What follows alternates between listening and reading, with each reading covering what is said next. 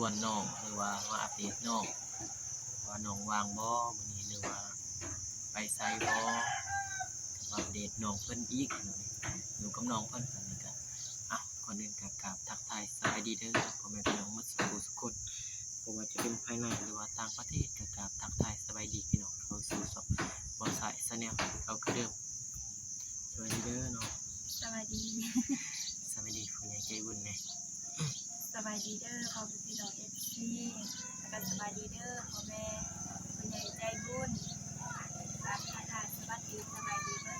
ทุกคนเด้อบ่ว่าสิอยู่ฝั่งลาวฝั่งไทยหรือภายในหรือต่างประเทศขอกราบทักทาย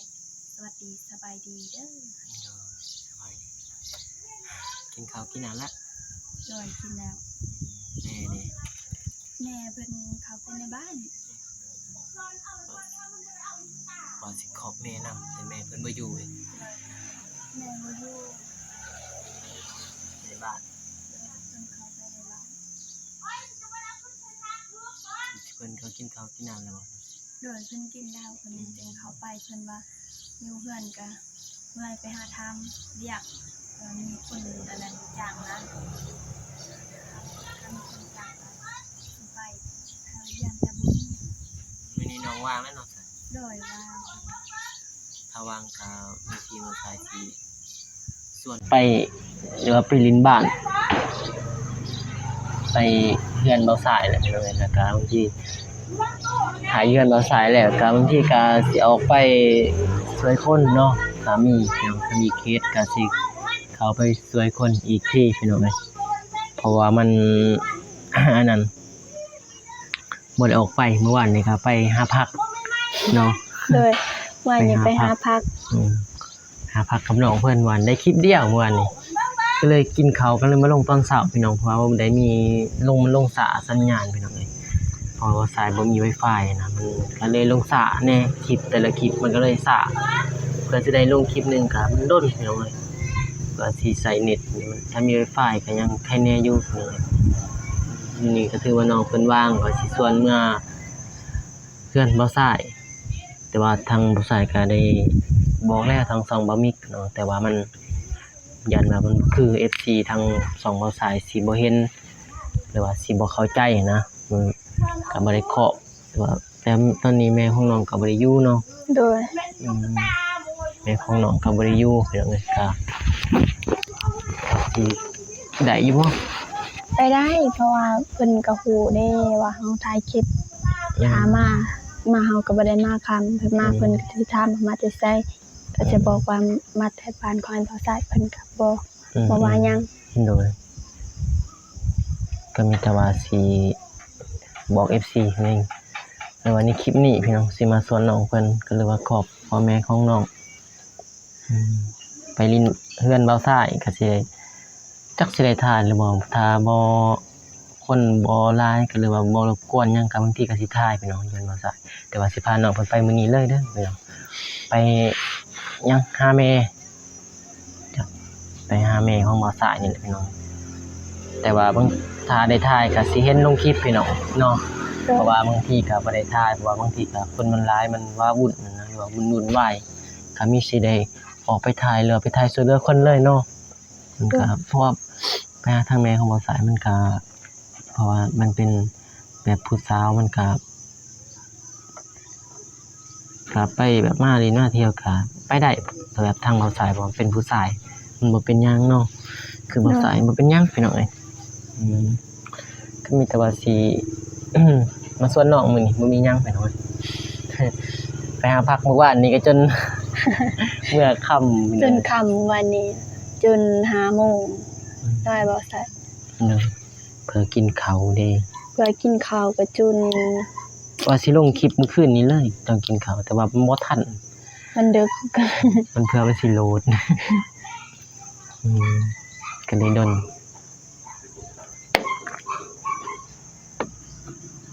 มาแวะอัปเดต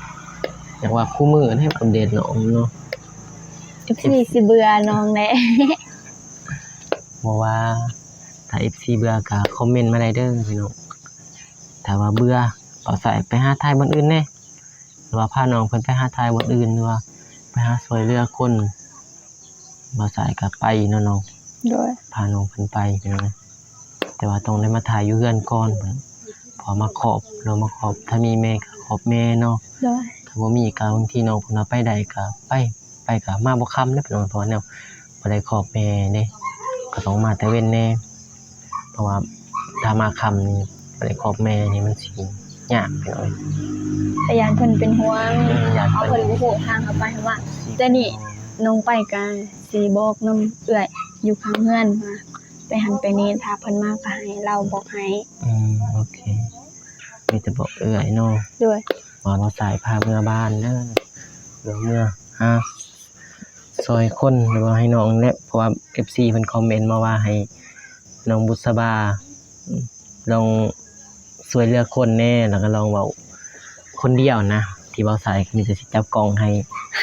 บ่เป็นเว้าคนเดียว ให้น้องบุษบาเพิ่น แบบยังบ่ทันได้เคยบ่ทันได้รู้จัก ตาค่อยเว้าค่อยถามแบบคือสำเร็จแบบคือที่พวกอายเขามาถามน้องแหละถามนั้นๆเรื่องนี้ โดย ถามสิ่งที่ได้เพิ่นบ่มีหรือว่าสิ่งนั้นได้ที่เพิ่นแบบสารพิษสุขดิบนะเกิดว่าสิ่งที่ได้หรือว่าคนใดเพิ่นว่าบ่มีอันนี้แหละก็มีแต่บอกเพิ่นให้ว่าสู้ๆนั่นน่ะพี่น้องทางทีมงานของเขาไปก็มีแต่ให้กำลังใจหรือว่าให้แรงผลักดันคือว่าสายเข้ามาน้องในให้กำลังใจน้องแล้วก็แรงผลักดันพี่น้องเพื่อให้น้องมันได้สู้ชีวิตต่อไป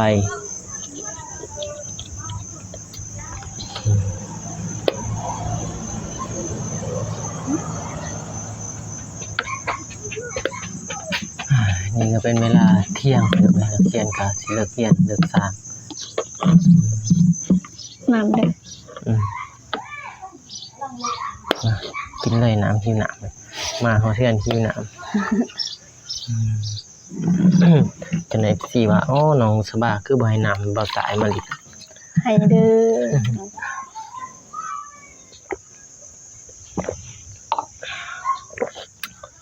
แซ่บมันเป็นแบบมันหวานจักหวานหย่อนเลย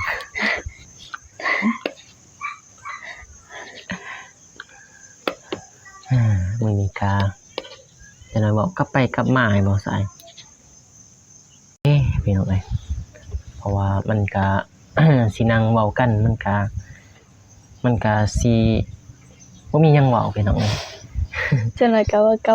บอกกันไปกับมา ก็ไปก็มาก็มีแต่บัดนี้บ่สายสิอ่านคอมเมนต์เพราะว่าบ่ทันมีคลิปที่ว่าอ่านคอมเมนต์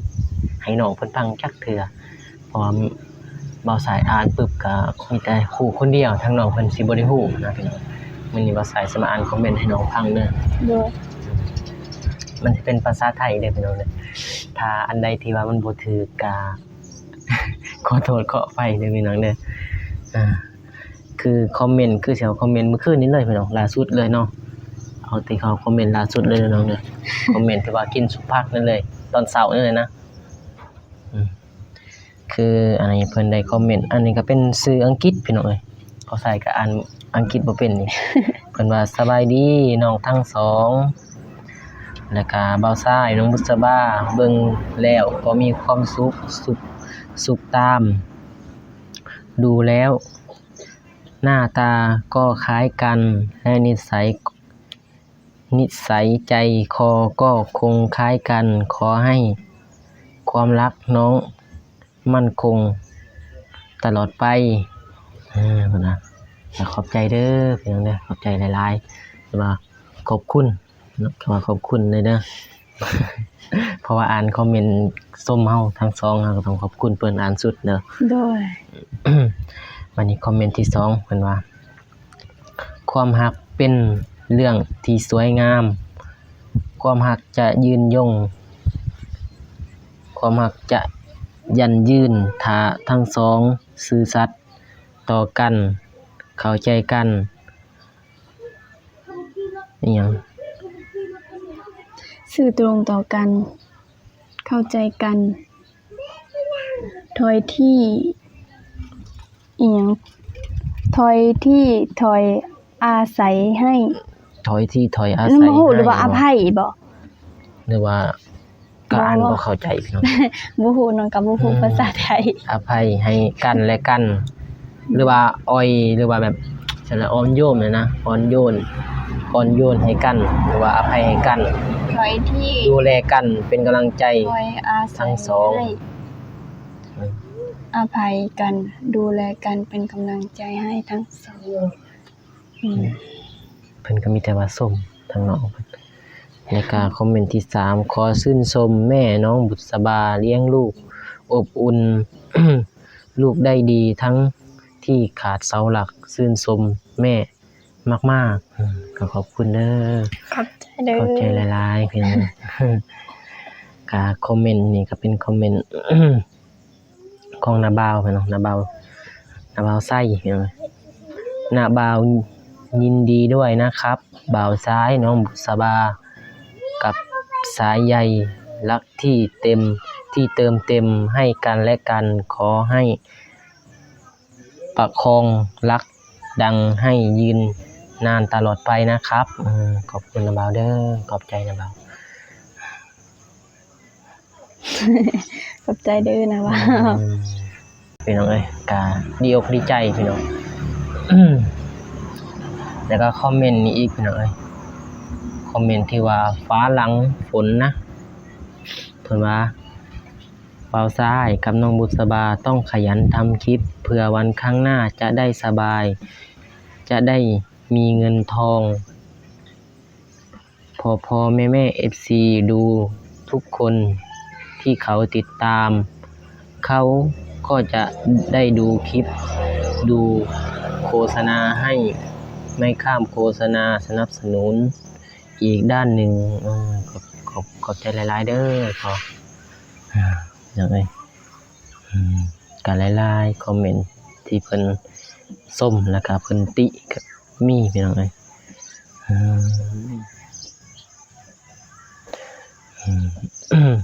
เพิ่นว่าอีกน้องบุษบาเป็นคนดีรู้จักพูดรู้ธรรมมารยาทดีงามเป็นเสาหลักเลี้ยงดูครอบครัวเป่าใช้โชคดีแล้วเข้าใจเด้อขอบใจหลายๆ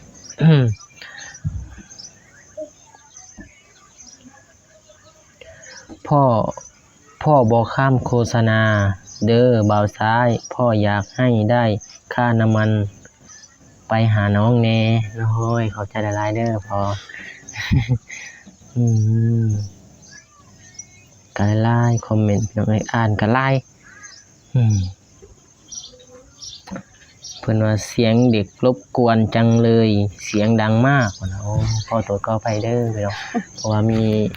เสียงเด็กเนาะเพิ่น เด็กน้อยอยู่ทางข้างเฮือน ทางเฮือนก็ต่อทางเฮือนก็บ่เป็นสิว่าเพิ่นน้องเด็กน้อยมันก็รบกวนเนาะน้องเนาะ พอเป็นเด็กน้อยก็บ่เป็นสิว่า เอากลับมาเป็นสิว่ามื้อใดบ่ได้ไปสายบุญก็ถ่ายคลิปหาอยู่หากินกับน้องก็ได้เบิ่งให้บ่ข้ามโฆษณาเด้อขอบใจเด้อขอบใจหลายๆพี่น้องเอ้ยอันนี้คือแบบที่ว่าคอมเมนต์ที่ว่าเวลาน้องพูดให้ดังๆหน่อยพูดบ่อยเกินไม่ได้ยินเหมือนว่าโอ้ ขอโทษหลายๆเด้อ FC ที่เว้าคอยเพราะว่าเมื่อคืนนี้ไม่ก็บ่ได้ติดแนวน้องกินข้าวยันแบบได้ยินเสียงที่น้องกินข้าวโดยต้องขอโทษขออภัยนำเด้อและก็ขอบใจที่ตักเตือนบอกสอนต่อไปก็สิปรับปรุงตัวเอง มุ้งมิ้งน่ารักทั้งคู่ เขาเป็นตามใครกัน เหมาะสมกันมากไหมเป็นกำลังใจให้ทั้งสองกับน้องทั้งสองอย่าทอดทิ้งกันน่ารักน่าเอ็นดูทั้งคู่ขอบใจหลายๆเด้อเขาว่าหน้าเฮาคล้ายกันคืออยู่บ่คือมึงใดคือมึงใดคืออยู่ ทำไมไม่พูด ทำไมไม่ติดไมค์พูดไม่ค่อยได้ยินโอ้ขอโทษขออภัยเด้อ ขอโทษขออภัยนำเด้อ เพราะว่ามันถ้าติดไมค์บางทีก็มันจะได้ยินเสียงเฮาแบบเฮากินเนาะ แต่มัน แป๊บ มัน ๆ สิ เนาะ บ่งามมันสิแบบเป็นคือจังอันนี้ อืม ต้องขอโทษขออภัยพ่อแม่พี่น้อง FC เด้อ ก็ไลน์คอมเมนต์พี่น้องเพิ่นมาติมาชมเฮาก็ได้อ่านทุกคอมเมนต์พี่น้องเอ้ย เพิ่นติเพิ่นชมแบบใดก็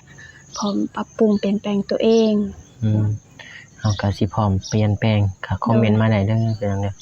อันใดบ่ถูกบ่ควรก็ให้บอกให้กล่าว บ่าวซ้ายเอิ้นน้องบ่าวซ้ายเอ้ยน้องตอบตรงๆเขาถูกถ้ารับไม่ได้ ก็รับไม่ได้ก็ไม่ต้องรับเขานะพี่น้องก็เข้าใจน้องเพิ่นพี่น้องเพราะว่าน้องเพิ่นก็พูดตามความจริงเราใส่ก็เข้าใจหรือว่ารับได้ก็รับถ้าบ่ได้ก็บ่ได้น้องเพิ่นก็พูดแบบตรงๆเนาะน้องเนาะ โดยอันนี้ก็เว้าตรงๆเพราะว่าน้องยังบ่ได้มีหยังมีแต่โตกับหัวใจคันบ่เฮ็ดเวียกบ่สู้งานก็บ่มี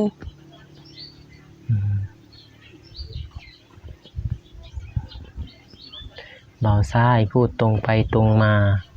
น้องก็พูดเก่งมากๆ ขอบคุณหลายๆเด้อ เป็นคน ข มา อบ ว่า ใจหลายๆแม่จะช่วยดูไม่ข้ามโฆษณาให้นะ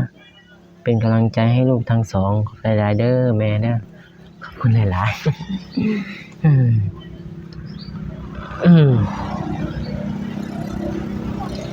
ดีแล้วรู้จักฮักแพงกันฮักกันไปนานๆนะโอ้ยแม่ขอบใจหลายๆพี่น้องเอ้ยข้าได้อ่านคอมเมนต์หลายๆเลยว่าคอมเมนต์ในแง่ดีและในแง่ที่บ่ดีหรือว่าในแง่ที่เพิ่นบอกสอนเฮาทั้งสองเฮาก็สิได้ปรับปรุงเนาะน้องเนาะเฮาก็สิมื้อนี้ก็มาอ่านให้น้องฟังว่ามี FC เพิ่นฮักน้องหลาย ดีใจบ่ ดีใจที่เพิ่นฮักน้องขอบใจ FC และกับพ่อแม่ที่เพิ่นฮักเพิ่นแพงน้องเด้อ บ่สายก็เข้าใจถ้าบ่มีน้องบ่สายก็บางทีก็สิบ่มี FC บางทีก็ถ้าบ่มี FC ถ้าบ่ได้เข้ามาหาน้อง บ่เข้ามาหาน้องเพิ่นพี่น้องเอ้ยก็บ่คิดว่าสิเข้ามาแล้วก็ได้เจอฮักนะพี่น้องฮักแรกเลย แรกบ่หรือว่าฮัก ก็เป็นฮักแรกบ่สายบ่เคยบอกฮักไผเลยที่บ่เคยสิว่าฮักไผแล้วก็บ่เคยสิแบบล้มผู้หญิงนะหรือว่าล้มแบบล้มแล้วก็มาถ่ายคลิปแบบนี้ถ่ายเป็นแบบสายบุญแล้วก็ล้มกันเลยอันนี้บ่มีเลยน้องเคยมีบ่ผู้ชายมาลง บ่เคยมีคือว่า อืม แบบหน้าตาบ้านๆแนวเฮาไปสิมามากแบบเฮาบ่ได้ไปเล่นไปเที่ยวเฮาก็เซแบบบ่รู้จักผู้ชายหลายคน เนาะก็มีแต่มื้อนี้มาอ่านคอมเมนต์ให้น้องได้พังก็มีหลายคนฮักคนแพงหรือว่าคนที่ว่าเพิ่นบอกเพิ่นสอนหรือว่าคนที่เพิ่นสั่งก็เอาไปติไปเปลี่ยนหรือว่าไปเปลี่ยนแปลงให้เฮาทั้งสองคนที่เพิ่นสนับสนุนหรือว่าคนที่เบิ่งบ่ข้ามโฆษณาก็ขอบใจหลายๆเด้อพ่อแม่ที่บ่ข้ามโฆษณาให้ทางบ่สายแล้วก็น้องบุษบาพี่น้องพี่น้องเอ้ยคลิปนี้มันก็สิได้กินเวลาไปหลายเพราะว่าอยู่แต่วงเดียวก็ เพิ่นก็สิบ่อยากเบิ่ง เด้อมีแต่ว่ารอติดตามหรือว่าถ้าว่าสายได้ถ่ายตอนที่ว่าเมื่อเฮือนหรือตอนที่ว่าไปสวยคนก็ฝากดูคลิปนึงเด้อพี่น้องว่าสิให้น้องบุษบาเพิ่นถ่ายเป็นโอเคพี่น้องมีแต่พบพอกันใหม่คลิปหน้าเด้อพี่น้องคลิปนี้บ่าวสายก็ขออวยพรให้พ่อแม่ FC แล้วก็ผู้ใหญ่ใจบุญทุกท่านจงมีแต่ความสุขความเจริญปรารถนาสิ่งใดขอให้ได้สิ่งนั้นให้เริ่มลงปรารถนาความเจ็บให้ได้ความไขอย่าให้มีให้ร่ำให้รวยเฮงๆปังๆยิ่งๆขึ้นไปเด้อพ่อแม่ FC เบ่สุขสู่คนพอๆกันใหม่คลิปหน้าคลิปนี้บ่าวสายกับน้องบุษบาขอตัวลาไปก่อนพอกันใหม่คลิปนี้ขอกล่าวคำว่าสบายดีบ๊ายบาย